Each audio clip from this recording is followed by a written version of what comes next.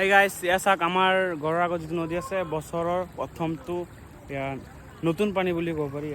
প্ৰথম এই 2025 বৰ্ষৰ প্ৰথম পানী আহি গ'ল ফাইনেলি।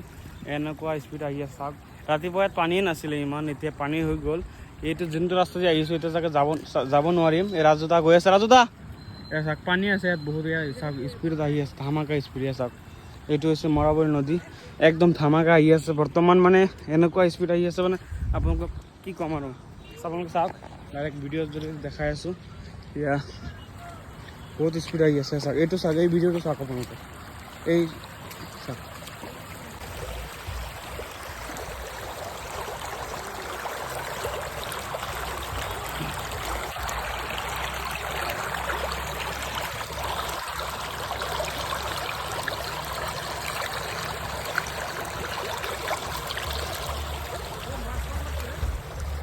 মাছ আছে, বহুত মাছ।